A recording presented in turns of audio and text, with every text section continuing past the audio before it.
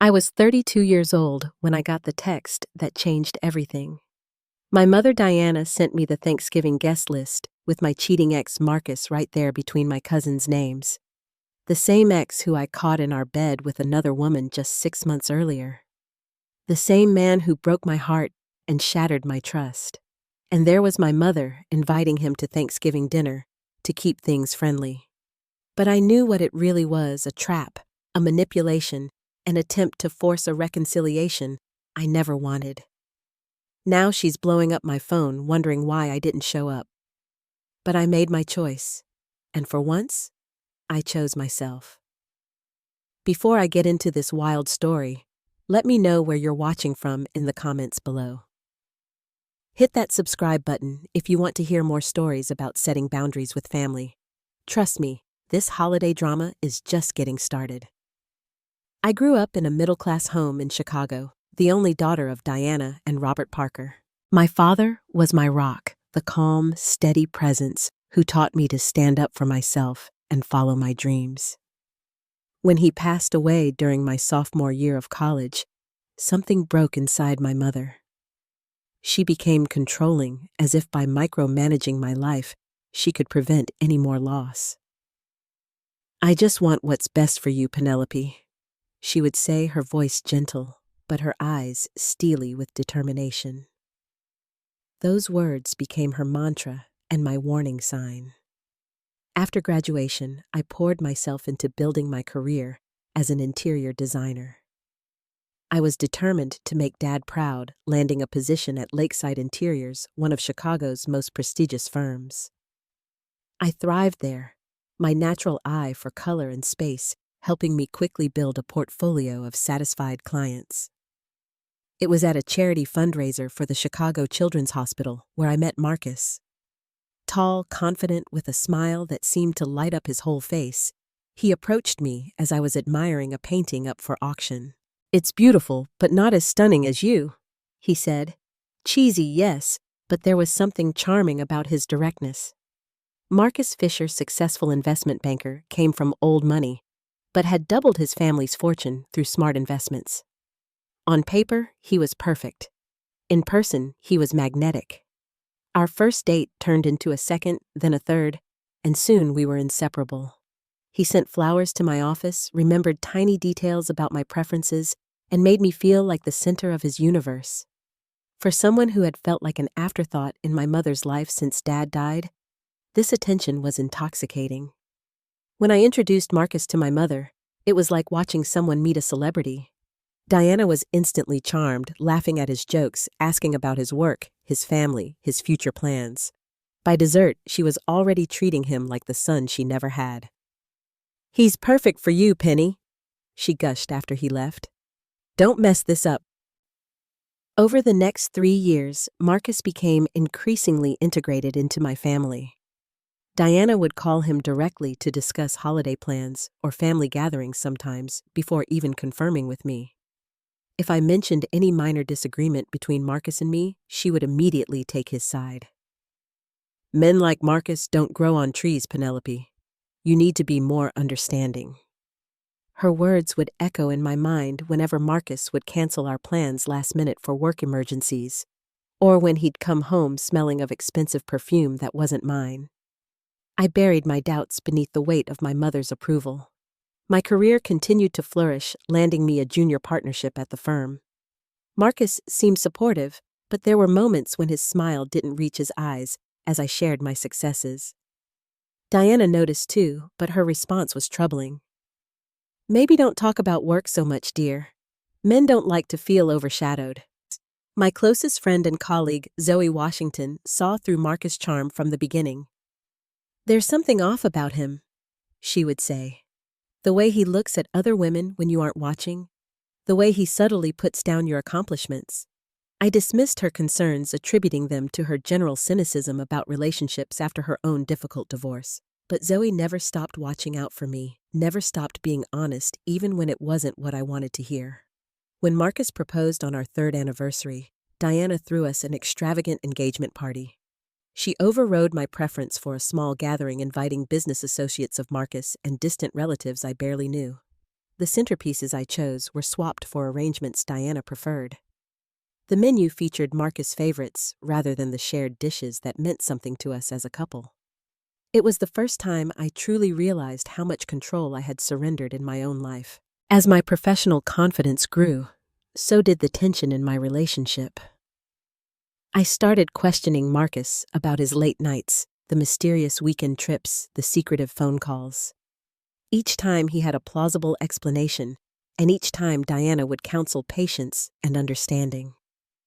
"Relationships require compromise, Penelope," she would say. "Your father and I had our rough patches too." But I couldn't shake the feeling that what I was experiencing wasn't normal relationship turbulence. It was the calm before a storm I could feel brewing on the horizon. The day my world imploded started like any other Tuesday. Marcus had left for a 3-day business trip to New York, kissing me goodbye with promises to bring back my favorite chocolates from that little shop in Manhattan I loved. I had been working tirelessly on a design concept for a new boutique hotel. And that morning, I received the news that the clients loved my proposal and wanted to move forward immediately. Elated, I decided to leave work early. I wanted to prepare a special celebration for Marcus's return the following evening. I picked up ingredients for his favorite meal, a bottle of champagne, and headed home to our shared apartment downtown. When I opened our apartment door, I immediately sensed something was wrong. Marcus's suitcase was in the hallway. Music was playing softly from our bedroom. For one naive moment, I thought he had come home early to surprise me. The surprise was entirely mine. I pushed open the bedroom door to find Marcus in our bed with a woman I had never seen before. She was stunning, long-legged, with cascading dark hair, nothing like my practical bob and athletic build. They were so engrossed in each other that they didn't notice me until I dropped the shopping bag's glass shattering as the champagne bottle hit the floor. "Penelope," Marcus's voice cracked as he scrambled to cover himself. "This isn't what it looks like." "I'm pretty sure it's exactly what it looks like," I said, surprised by the steadiness in my voice despite the earthquake happening inside me. The woman pulled the sheet up to cover herself, her eyes wide with shock. "Who is she?" she demanded of Marcus, then turned to me. "Who are you?" "I'm his fiancée," I said. "Who are you?" "Veronica," she answered, her voice small now. "His girlfriend of 4 months. The room spun around me as the implications settled in. Not a one-time mistake, not a momentary lapse in judgment, a full-blown affair that had been going on for a third of the year. "Wait," Veronica said, her shock clearly genuine. "Fiancé, you told me you were single, Marcus. You said this was your apartment." "It is my apartment," Marcus stammered. "I mean, it's ours. I can explain everything." "Save it," I cut him off. I turned to Veronica. "How did you two meet?" "At the Langham," she replied. "I work there as an event coordinator. He was at a banking conference 4 months ago. When he told me he was working late, I finished for her. I slipped my engagement ring off and placed it on the dresser. I don't need explanations. I don't need apologies. I need you out of my apartment within the hour, both of you."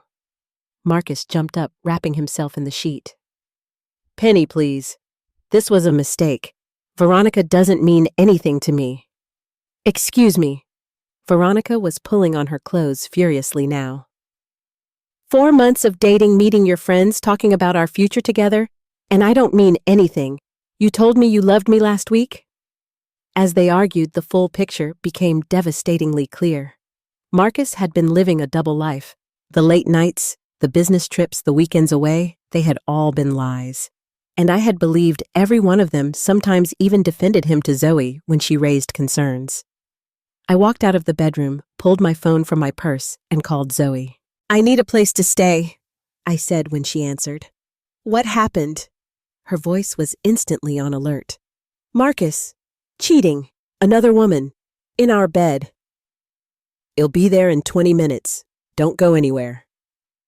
I packed a suitcase, methodically taking only what I needed for a few days. Clothes, toiletries, my laptop, and the framed photo of my father and me from my college graduation. I could hear Marcus and Veronica still arguing, their voices rising and falling as accusations flew. Neither of them followed me out of the bedroom.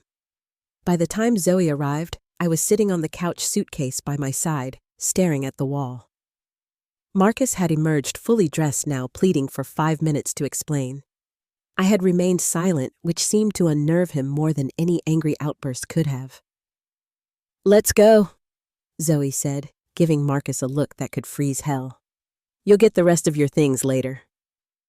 In the weeks that followed, Marcus launched a campaign to win me back. Flowers delivered to my office daily, heartfelt emails detailing his regret. Even a skywriter spelling out, "Forgive me, Penny," above the Chicago skyline one Saturday. Zoe would delete the emails before I could read them. The flowers we donated to a nearby nursing home. The skywriting became a joke among our friends. Diana, however, had a different reaction when I told her about the breakup. "People make mistakes, Penelope," she said over coffee at her house. Her tone was the same one she used when I was a child and had broken her favorite vase. "Marcus clearly regrets what he did. At least hear him out. He was having a full-blown affair, Mom, for months. Who knows how many others there have been. Men stray sometimes, especially successful, handsome men like Marcus. They get tempted." I stared at her in disbelief. "Are you seriously defending him?" "I'm just saying that relationships require forgiveness. Marcus has a bright future. You've invested 3 years in this relationship. Do you really want to throw that all away because of one indiscretion?" "It wasn't one indiscretion. It was a second life. And yes, I'm throwing it away because I'm worth more than being someone's backup plan." Diana sighed heavily. "You're being dramatic. Just think about it. Don't make any rash decisions." What I didn't know then was that Marcus had already reached out to my mother, had already begun poisoning her mind with his own version of events, where the affair was a momentary weakness, where he was truly committed to me, where he deserved a second chance. I discovered the extent of their continued relationship a month after the breakup.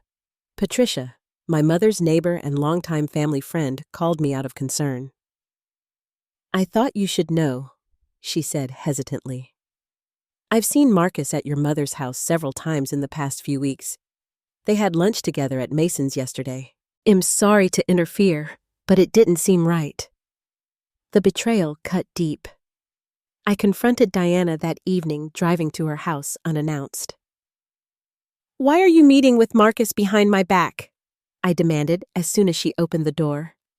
Diana had the grace to look momentarily ashamed before her expression hardened. "He's hurting too, Penelope. He's like family to me. Am I supposed to cut him off completely because you two are going through a rough patch?" "This isn't a rough patch. We're over. He cheated on me repeatedly." "He made a mistake," she countered, "and he's trying to make amends. I'm just keeping options open for your future." "It's not your future to manage, it's mine, my life, my choices." "Don't take that tone with me. I'm your mother. Everything I do is because I love you and want what's best for you." I took a deep breath, trying to center myself. "If you love me, you will respect my decision. I don't want Marcus in my life. If you continue to see him, you are disrespecting my boundaries and my pain." Diana crossed her arms. "You're being childish. Relationships are complicated. Nobody is perfect." "This is not negotiable, Mom. If you want to have a relationship with me, Marcus cannot be in your life. Don't give me ultimatums in my own home, Penelope Ann Parker." I left her house that night with the first fracture in our relationship, one that would only widen in the months to come. Diana continued to see Marcus, though she became more discreet about it. I learned later that she was updating him on my life details I had shared with her in confidence. Meanwhile, Marcus had moved on to dating Veronica, the very woman I had caught him with. The irony was almost laughable. According to mutual friends, they had bonded over the experience and found they had genuine feelings for each other. This development only confused Diana further. I don't understand why he's with her now, she complained during one of our increasingly rare phone calls. If he truly loved you, he wouldn't have moved on so quickly. The cognitive dissonance was staggering. In Diana's mind, Marcus was simultaneously deeply in love with me and justified in moving on with someone new. The mental gymnastics required to maintain these contradictory beliefs would have been impressive if they weren't so harmful. After moving out of the apartment I had shared with Marcus, I found a small but charming one-bedroom in Wicker Park. It was nothing like the luxury high-rise downtown, but it was mine. Every paint color, every piece of furniture, every decorative item was chosen by me for me. The act of designing my new space became a form of therapy. I painted an accent wall a bold teal that Marcus would have hated. I hung abstract art that Diana would have called pretentious. For the first time in years, I created a space that reflected only my tastes and preferences. During those first few months, I threw myself into work with an intensity that concerned my colleagues. I took on additional projects, stayed late at the office, and volunteered for weekend installations.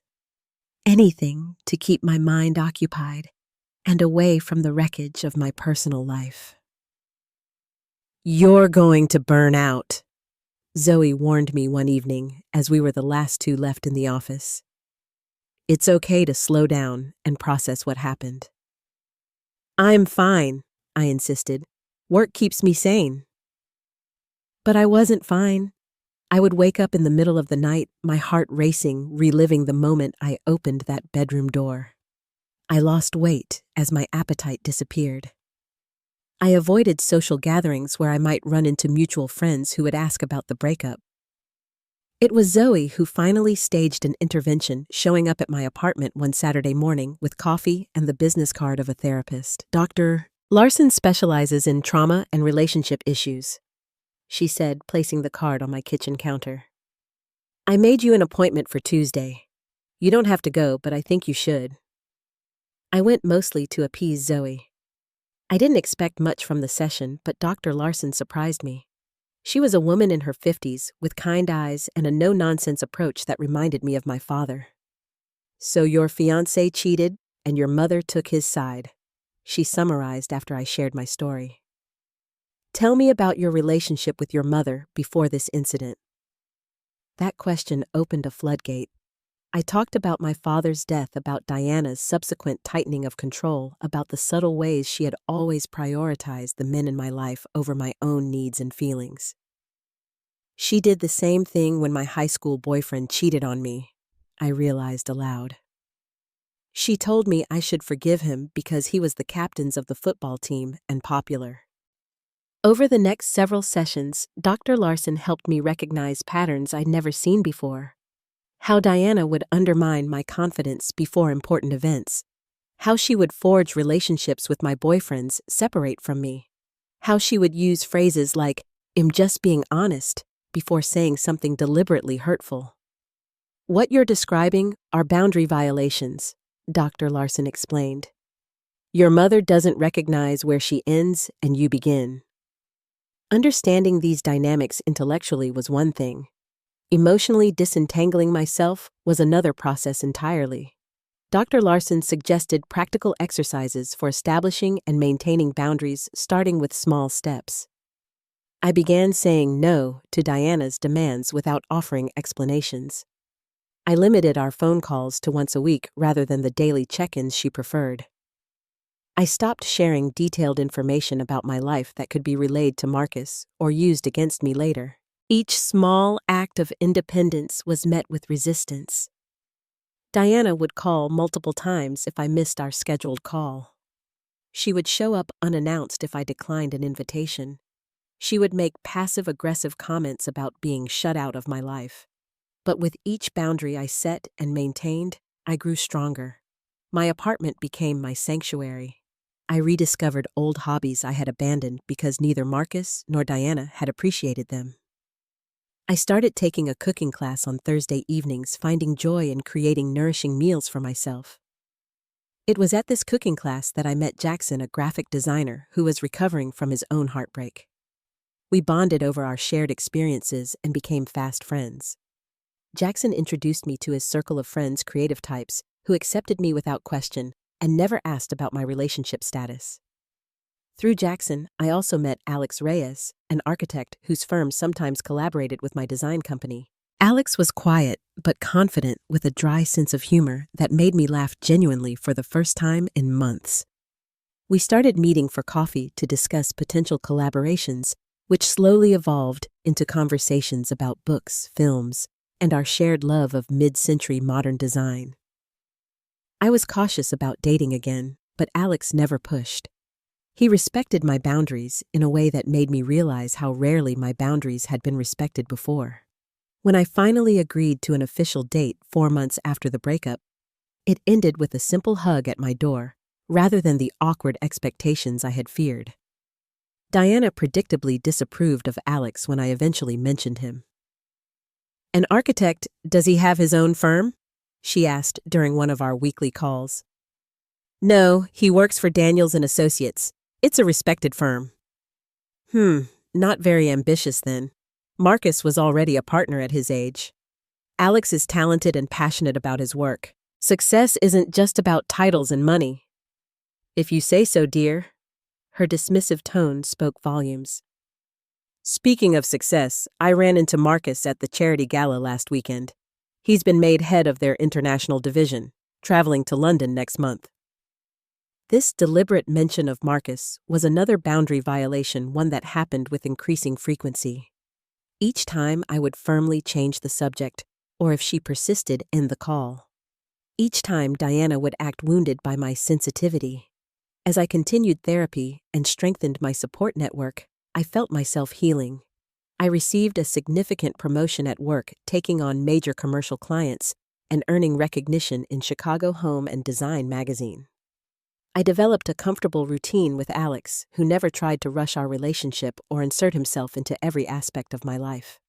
Most importantly, I learned to recognize when someone was attempting to cross my boundaries. I became attuned to the subtle pressure tactics Diana had used my entire life: the guilt, the comparisons, the backhanded compliments. With this awareness came the power to deflect these manipulations rather than internalizing them. When Diana criticized my new haircut, I could say, "I'm happy with it," and leave it at that. When she mentioned Marcus' accomplishments, I could change the subject without feeling the need to defend my own choices. When she suggested I was too independent with Alex, I could recognize it as her discomfort with my autonomy rather than a legitimate concern.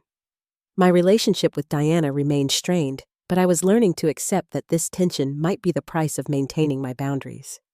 What I didn't realize was that the true test of these boundaries was approaching with the holiday season, and that Thanksgiving would become the battlefield for our most significant confrontation yet.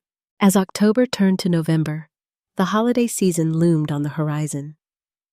This would be my first Thanksgiving since the breakup, and the thought of navigating family gatherings filled me with dread. Diana had always hosted Thanksgiving at the family home, a tradition that continued after my father's death. It was her chance to play the perfect hostess, to showcase her cooking and decorating skills to extended family and a rotating cast of special guests she deemed worthy of inclusion. The invitation came in mid-November, a text message that seemed unusually warm. "Penny dear, I hope you'll join us for Thanksgiving this year. I've missed our family traditions. Dinner at 4 p.m. as usual. Let me know if you'll be coming. Love, Mom." I stared at the message, surprised by its normalcy. Our interactions had been so strained for months that this simple, affectionate invitation seemed almost suspicious. Still, I wanted to believe it represented a turning point. Maybe Diana was finally respecting my feelings about Marcus. Maybe the holiday spirit had softened her approach. After discussing it with Dr. Larson, I decided to accept the invitation with one significant addition. "Thank you for the invitation," I texted back. "I'd love to come. Can I bring Alex?" Diana's response was delayed and noticeably less warm. "Oh, I didn't realize you two were still seeing each other." The table is already quite full with family and a few special guests. Perhaps next time. The vagueness about these special guests triggered my suspicions. In the past, Diana had always been eager to name-drop important people who would be attending her gatherings. This newfound discretion was out of character. "Who else will be there?" I asked directly. "Just family and a couple of friends," came the evasive reply. "You know how I like to make sure no one is alone on Thanksgiving." Still unsatisfied, I reached out to my cousin Taylor, Diana's sister's daughter, who would certainly be on the guest list. "Hey, Tay, are you going to Thanksgiving at Mom's this year?" I texted. "Yeah, unfortunately," she replied. "Can't get out of it. You coming?" "Thinking about it. Do you know who all is invited?" There was a long pause before Taylor's next message. "Pen, I don't want to get in the middle of anything." My stomach dropped. "Just tell me, Taylor." "Marcus is coming. Aunt Diana invited him. She told everyone you two have been talking again and might reconcile. I thought you knew." I felt physically ill reading those words. The betrayal was so complete, so calculated, that it took my breath away. Diana hadn't just invited my ex to Thanksgiving. She had created an entire false narrative around our relationship status to justify his presence. I called her immediately, my hands shaking with anger. "Is it true?" I demanded when she answered. "Did you invite Marcus to Thanksgiving?" Diana sighed, as if I was being unreasonable. "I was going to tell you, Penelope. I just wanted to wait for the right moment." "There is no right moment to tell me you've invited my cheating ex to Thanksgiving dinner. He's practically family," she countered. "We can't just cut people out because relationships end. I'm trying to keep things friendly and mature." Friendly, mature. He cheated on me for months with multiple women. People make mistakes, Penelope. Men especially. It's not the end of the world. I could hardly believe what I was hearing. "Did you tell the family we're getting back together? Taylor seems to think we're reconciling." A pause. "I might have mentioned that you two have been talking again." "We haven't spoken since the day I caught him cheating. You're lying to the entire family." "Don't be so dramatic. I simply said there might be a chance for reconciliation. I know how much you loved him." "I loved who I thought he was. That person doesn't exist." I took a deep breath, trying to calm myself. "Why are you doing this? Why is his presence at Thanksgiving so important to you?" "I just think you two need to sit down and talk properly. He's been asking about you, Penny. He misses you. And frankly, I never see you with this Alex person. Is he even serious about you?" The truth dawned on me with sickening clarity. "You've been planning this ambush for weeks, haven't you? That's why you wouldn't let me bring Alex. You wanted to force me and Marcus together. It's not an ambush. It's an opportunity. Marcus has a good job, a bright future. What do you really know about Alex? Has he even talked about marriage? Alex respects me. He doesn't lie to me or cheat on me. That's worth more than any job title or bank account." Diana made a dismissive noise. "Young love is always intense, Penelope, but practical considerations matter too. Marcus comes from a good family. He's established. Alex is a nice diversion, but be realistic. A diversion? We're talking about my life, not some screenplay you get to direct. Marcus cheated on me. He lied to me for months. Why can't you understand how deeply that hurt me?" "Men make mistakes," Diana repeated as if it was a universal truth I was too naive to grasp. "Especially successful, attractive men like Marcus. If you want a man like that, you have to be willing to forgive certain indiscretions." The implication that I should accept infidelity as the price of dating a successful man was the final straw. "I'm not coming to Thanksgiving," I said firmly. "Don't be ridiculous. It's a family tradition. Everyone will be disappointed." "You created this situation, not me.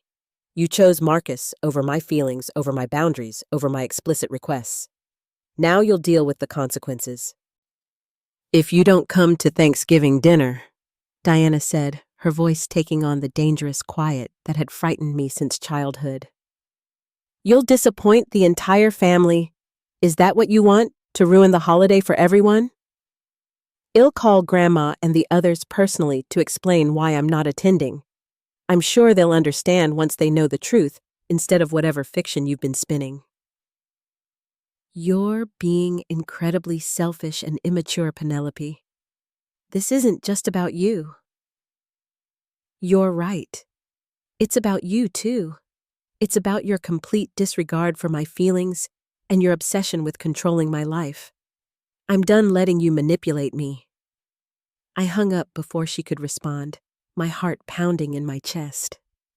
Within minutes, my phone began buzzing with messages from Diana, alternating between guilt trips and angry accusations. I silenced my phone and sat in my quiet apartment, feeling both terrible and strangely liberated. Later that evening, I called my grandparents and favorite aunt to explain my absence from Thanksgiving. To my surprise, they were largely understanding, if sad, about the situation. It seemed Diana's version of events hadn't convinced everyone after all. That night, I texted Alex, "Change of plans for Thanksgiving, not going to family dinner, long story." His response was immediate. "My offer to join my family's chaos still stands. No pressure, though." For a moment, I considered it. Alex had invited me to his family Thanksgiving the previous week, a casual affair with his parents and siblings in their Oak Park home. But I wasn't ready for that step yet, and more importantly, I needed to establish my independence from all expectations. Instead, an idea began forming, one that felt like a true act of self-care. The day after my confrontation with Diana, I woke up with a sense of purpose.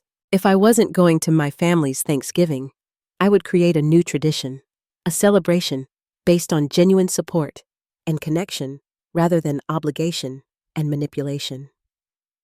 I called Zoe first. "What are your Thanksgiving plans?" "Leftover pizza and wine while watching bad reality TV," she admitted. "My brother canceled his trip home, so I'm officially a holiday orphan." "How about an orphan's Thanksgiving instead?" "At my place." "I'm in. What can I bring?" By midday, I had extended invitations to Jackson, a few colleagues from work who weren't traveling home, and after some hesitation, Alex. To my surprise and delight, everyone enthusiastically accepted. Jackson called me back with an offer. "My apartment has more space and a bigger dining table. We should have it here. I make a mean turkey, and my building has a roof deck with heat lamps if we want to get some fresh air." His generosity brought tears to my eyes. "Are you sure?" "Absolutely. This will be way better than my original plan of Chinese takeout and feeling sorry for myself." With a venue secured, our small group began coordinating dishes and details through a group text. Alex offered to bring wine and his family's secret recipe corn pudding. Zoe claimed dessert duty. My colleagues volunteered sides and appetizers. I would make my father's famous garlic mashed potatoes, the one dish I had mastered under his patient guidance. The day before Thanksgiving, Diana made her final attempt to change my mind. She showed up at my apartment unannounced, a power move she had employed throughout my childhood whenever she felt her authority was being challenged. "We need to talk," she said when I opened the door. Her expression was a practiced blend of hurt and authority. I let her in, but remained standing, making it clear this wasn't going to be a long visit. "Thanksgiving is tomorrow," she began. "The family is expecting you. I've already set a place for you at the table." "I told you I'm not coming. I made other plans." Diana looked genuinely surprised, as if she had assumed my refusal was merely a negotiating tactic. "What other plans sitting here alone? That's hardly a way to spend the holiday." "I'm having Thanksgiving with friends." "Friends?" She repeated the word, dripping with disdain. "Holidays are for family, Penelope. You know that."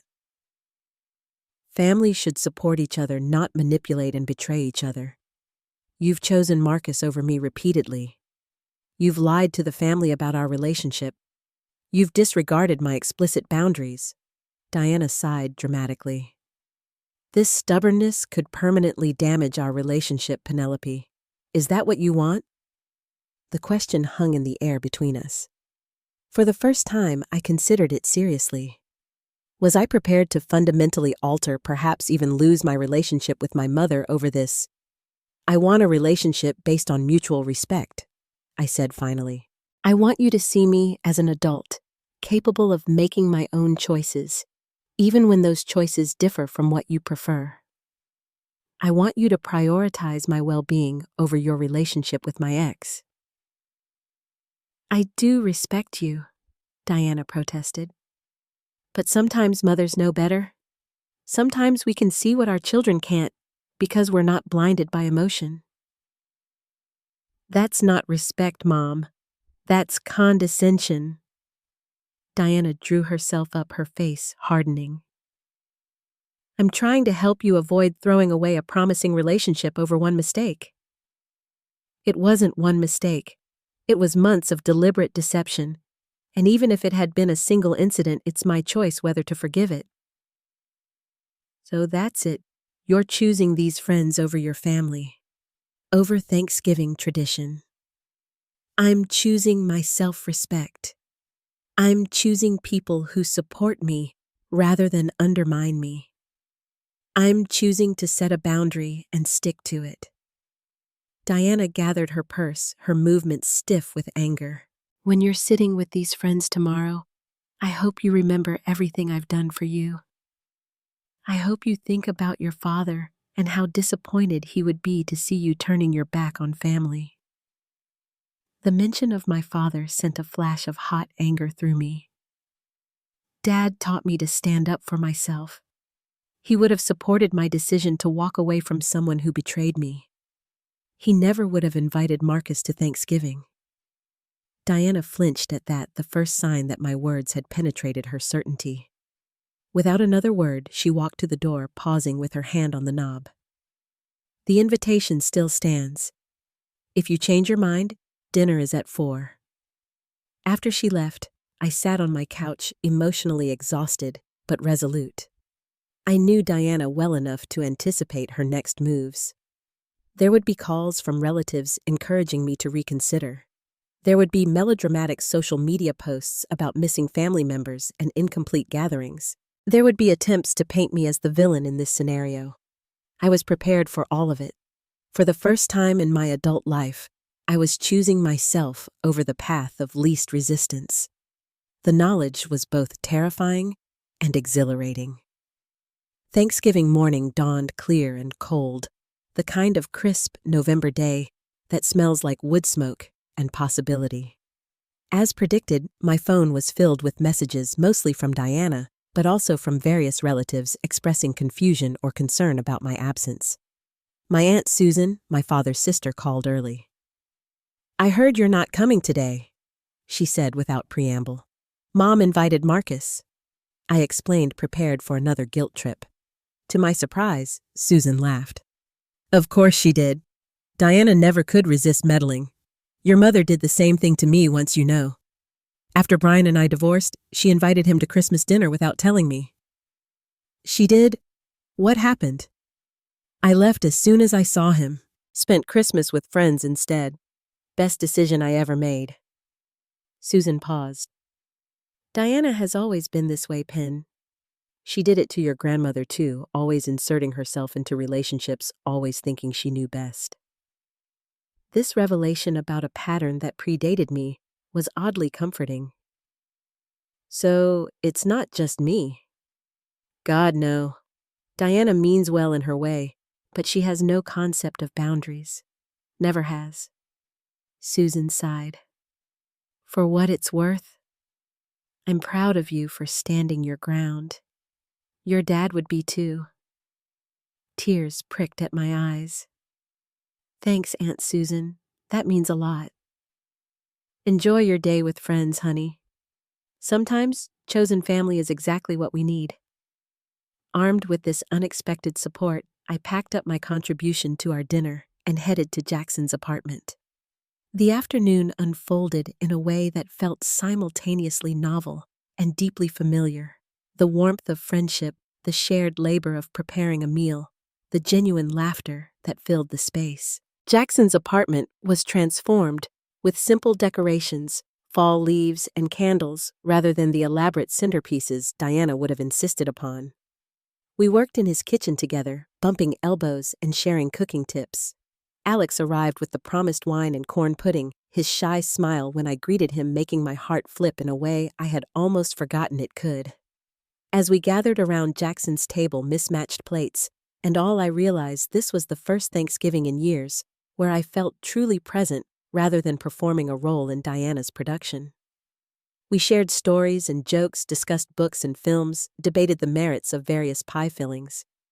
No one asked about my family situation, though I knew Zoe had briefed them. Their tacit support was the greatest gift they could have offered. Throughout the evening, my phone continued to light up with notifications. Diana had posted several pointed comments on social media about missing my daughter and having an incomplete family gathering. Photos showed the elaborate table setting, the perfect turkey, and yes, Marcus seated next to an empty chair that was clearly meant to be mine. Taylor texted around 9. Just FYI, dinner was super awkward. Marcus left early. Most people could tell something was off. Grandma asked Diana directly why she'd invited him knowing you wouldn't come. Diana cried and went upstairs for an hour. You didn't miss anything worth experiencing. I showed the text to Zoe, who squeezed my hand. You made the right call. As we moved to Jackson's roof deck, later bundled in blankets with mulled wine to ward off the chill, Alex sat beside me. I'm sorry about your family situation, he said quietly. But selfishly, I'm glad you're here. I leaned against his shoulder, watching the city lights spread out before us. I'm glad I'm here too. This is what Thanksgiving should feel like. Surrounded by genuine affection, looking out at the Chicago skyline, I felt a sense of peace that had eluded me for months. I had set a boundary and held it despite the emotional cost. In doing so, I had discovered the strength that had been inside me all along. The morning after Thanksgiving, I was woken by persistent knocking at my apartment door. Groggy and disoriented, I checked the time, 7:30 a.m., and stumbled to the peephole. Diana stood in the hallway holding a bag of what appeared to be leftovers. I considered pretending I wasn't home, but that would only delay the inevitable. Taking a deep breath, I opened the door. You missed Thanksgiving, she said accusingly, pushing past me into the apartment. I brought you a plate. Everyone asked where you were. I told you I wasn't coming. I had other plans. Diana set the bag on my kitchen counter and turned to face me, arms crossed. You embarrassed me in front of the entire family. Do you have any idea how that felt? About as bad as it would have felt for me to sit across from the man who cheated on me while everyone pretended everything was fine. I countered, wrapping my robe tighter around myself. Marcus was very uncomfortable too, you know. He left early. Good. He shouldn't have been there in the first place. Diana's expression hardened. This childish grudge has gone on long enough, Penelope. Yes, Marcus made a mistake, but holding on to anger like this isn't healthy. This isn't about anger, I said, moving to make coffee, needing the familiar ritual to ground me. It's about self-respect. It's about setting boundaries, something you seem incapable of understanding. Don't take that tone with me. I'm your mother. Everything I do is because I love you. I turned to face her. If you loved me, you would respect my decisions even when they differ from what you choose. If you loved me, you wouldn't maintain a relationship with someone who hurt me so deeply. Marcus asks about you all the time, Diana said, changing tactics. He still cares about you, Penny. I don't care if he asks about me. I don't want him to have information about my life. Which brings me to another point, how much of what I tell you gets relayed back to him. Diana had the grace to look momentarily uncomfortable. I might have mentioned your promotion, and that you've been seeing someone new, just in general terms. The violation of trust was staggering. You had no right to share anything about my life with him. None. I'm just keeping the door open for reconciliation. You and Marcus were so good together. We weren't good together. He was cheating on me with multiple women. How can you possibly think that constitutes a good relationship? Diana waved her hand dismissively. Men stray sometimes. It doesn't mean the relationship can't be saved. This Alex you're seeing is just a rebound. He doesn't have Marcus prospects or family connections.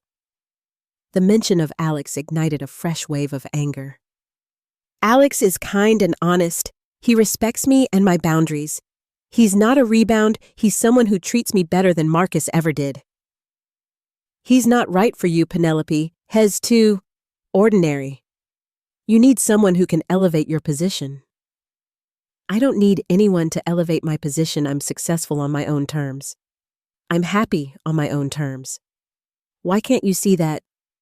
Diana shook her head as if I was a child refusing to understand a simple concept. You're being short-sighted. Marcus comes from the right kind of family. He has the right connections. Those things matter in the long run. Not to me, they don't. Honesty matters. Trust matters. Mutual respect matters. You're so naive. Diana sighed. Just like your father. He never understood the importance of social standing either. The comparison to my father should have been a compliment, but Diana's tone made it clear she meant it as a criticism. I felt something harden inside me. I need you to leave, I said quietly. We're not finished discussing this. Yes, we are. This conversation is going nowhere. We're just repeating the same points. I'm not reconciling with Marcus. I'm not breaking up with Alex. I'm not attending family events where Marcus is present. These are my boundaries, and they're not negotiable. Don't speak to me like that. I'm your mother. And I'm an adult.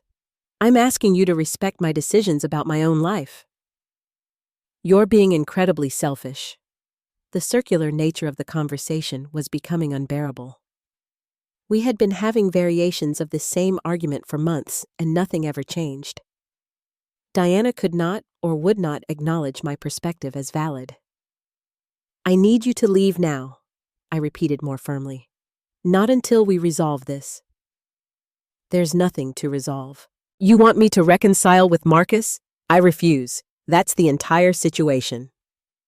The stalemate might have continued indefinitely, if not for the unexpected knock at my door. Both Diana and I turned in surprise. When I opened it, Alex stood there with a paper bag and coffee cups. I thought you might want breakfast after last night, he explained, then noticed Diana and hesitated. I'm sorry, I didn't realize you had company. Before I could respond, Diana moved forward. You must be Alex, she said, her tone frosty. How interesting that you feel comfortable showing up at my daughter's apartment unannounced so early in the morning. Alex looked taken aback but recovered quickly. Mrs. Parker, I'm guessing it's nice to meet you. I've heard a lot about you. Strange, I've heard very little about you. I stepped between them. Alex, this is my mother. Mom, yes, this is Alex, and he was invited to stop by this morning. Diana raised an eyebrow. Was he now moving rather quickly, aren't we? It's been, a few months since Marcus? 6 months, I corrected. And my relationship timeline is not your concern. Alex cleared his throat. I can come back later if this isn't a good time. No, I said firmly. My mother was just leaving. Diana made no move toward the door. We're in the middle of an important family discussion. We were talking in circles as usual. There's nothing more to say. There's plenty more to say. For one thing, I think Alex should know that you're still emotionally attached to your ex-fiancé. It's only fair. Alex shifted uncomfortably but kept his composure. With all due respect, Mrs. Parker Penelope has been very open about her past. I know about Marcus and what happened. Diana sniffed. I'm sure you know her version. Mom, I felt my face flush with anger. That's enough. Please leave. Now. I'm not going anywhere until we finish our conversation. Then I'll leave, I said, grabbing my keys. Alex, let's go. Diana stepped between me and the door. Running away from problems doesn't solve them, Penelope. I raised you better than that. The situation was escalating beyond my control. Diana was not going to leave willingly, and I refused to continue this toxic cycle of arguments. Making a decision I never thought I'd have to make, I turned to Alex. Alex, would you mind calling building security and asking them to escort my mother out? Diana's face registered shock. You wouldn't dare. I am. This is my home. I asked you to leave multiple times. You refused. That's the definition of trespassing. I'm your mother. You can't have me removed like some criminal. Alex, to his credit, had already taken out his phone. Should I? He asked, looking uncertain. Yes, I said firmly. Please call them. As Alex stepped into the hallway to make the call, Diana grabbed her purse. I can't believe you would humiliate me like this, after everything I've done for you. You left me no choice. You refuse to respect my boundaries. You insult my boyfriend to his face. You share private information about my life with my ex. What did you expect would happen? I expected a daughter who respects and appreciates her mother. Clearly, I expected too much. With that parting shot, Diana stormed past Alex and toward the elevator. As the doors closed on her furious face, I felt my knees go weak. Alex rushed back to support me as I sank onto my couch. I'm so sorry, I whispered. You shouldn't have had to witness that. Alex sat beside me, his expression gentle. Hey, everyone has family drama. Mine isn't perfect either. Not everyone has to call security on their mother. True, but not everyone has a mother who refuses to leave when asked. He took my hand. Are you okay? The simple question broke something open inside me. I began to cry the deep, racking sobs I had been holding back for months. Alex held me without trying to stop the tears, understanding instinctively that this release was necessary. When I finally calmed, I looked at him with red-rimmed eyes. I think I need to cut contact with my mother for a while. He nodded. That sounds like a healthy decision based on what I've seen and what you've told me. It's going to be hard. She's my only close family in Chicago. You have other family, Alex said. Zoe, Jackson, me. We might not be blood relatives, but we're here for you. In that moment, exhausted and raw, I recognized the truth in his words. Family wasn't just about DNA. It was about who showed up, who respected boundaries, who supported rather than undermined. Later that day, after Alex had gone, and I had collected my thoughts, I composed a careful email to Diana. Mom, after this morning's incident, I need to take a step back from our relationship. Your continued disregard for my boundaries regarding Marcus, your sharing of my personal information with him, and your disrespect toward Alex have made it clear that you are not currently able to have a healthy relationship with me. I am instituting a period of no contact for the next 3 months. Please do not call, text, email, or visit me during this time. I will not respond to any attempts at communication. I need this space to heal and to determine what kind of relationship, if any, we can have moving forward. This is not a punishment. It is self-preservation. Penelope, clicking send was one of the hardest things I had ever done, but also one of the most necessary. As the weeks passed, Diana made multiple attempts to circumvent my boundary calls from unknown numbers, messages relayed through relatives, even a Christmas gift delivery that I returned unopened. But with each attempt I deflected, I grew stronger in my resolve. The holidays were difficult, but spending Christmas with Alex and his warm, respectful family showed me what healthy family dynamics could look like. His parents welcomed me without interrogation or judgment, their home a haven of genuine affection rather than performance and control. In January, I received an unexpected call from Marcus. Against my better judgment, I answered. Penelope, he began, his voice hesitant. I know you're probably not happy to hear from me. What's this about Marcus? I wanted to apologize, not just for the cheating, but for what happened with your mother. I shouldn't have let her think there was a chance of reconciliation. I shouldn't have accepted her invitation to Thanksgiving. The apology was surprising, but too late to matter. Why are you calling now? Diana came to my office yesterday. She wanted to discuss plans for Valentine's Day, some idea about sending you flowers from a secret admirer that would turn out to be from me. He sighed. I told her it had to stop, that we were over for good, that I'm actually engaged to Veronica now. I felt a strange lack of emotion at this news.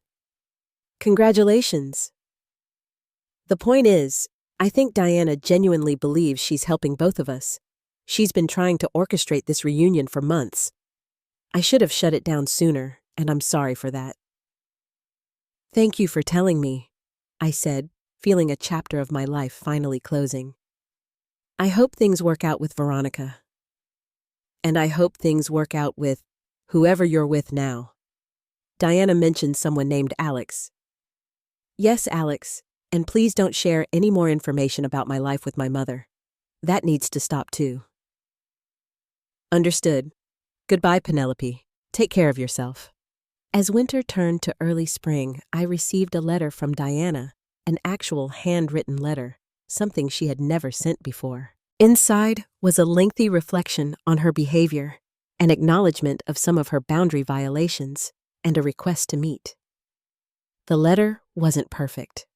There were still justifications, still suggestions that her intentions excused her actions. But it was a start, a sign that perhaps my absence had created space for reflection. After consulting with Dr. Larson, I agreed to a meeting at a neutral coffee shop with Alex nearby for moral support. Diana arrived punctually, looking smaller somehow, less commanding of the space around her. Thank you for meeting me, she began, hands clasped tightly around her coffee cup. I've missed you. I've missed aspects of our relationship too, I acknowledged carefully. The conversation that followed was stilted, cautious on both sides. Diana made efforts to respect the boundaries I established, though old habits emerged in subtle ways, comments about my appearance, questions that probed for vulnerabilities. When Alex joined us briefly, she was civil, if not warm. We ended with an agreement to try a limited relationship, monthly lunches in public places, no discussion of Marcus or my romantic choices without explicit permission, no sharing of my personal information with anyone. It wasn't the close mother-daughter bond that storybooks and movies portrayed. It wasn't the relationship I had once hoped for. But it was what was possible given our history and Diana's capacity for change. A year after the Thanksgiving incident that had catalyzed our estrangement, I hosted my own gathering at the house Alex and I had recently purchased together. The guest list included Zoe Jackson and his new girlfriend, colleagues from work, Alex's sister, and her husband, and after much consideration, Diana. She arrived with a store-bought pie rather than attempting to take over the menu. She complimented the house without suggestions for improvement. She engaged with Alex in conversations about architecture and design without comparing him to Marcus. These were small victories, signs of growth that I acknowledged with quiet gratitude. As we gathered around our table, a beautiful mid-century piece Alex and I had restored together, I looked at the faces of those who had supported me through one of the most difficult years of my life. Some were bound to me by blood, others by choice, all by genuine care and respect. I had lost the illusion of a perfect family, but I had gained something more valuable, the courage to create a life based on authenticity rather than appearance, on mutual respect, rather than control, on love that empowered rather than diminished.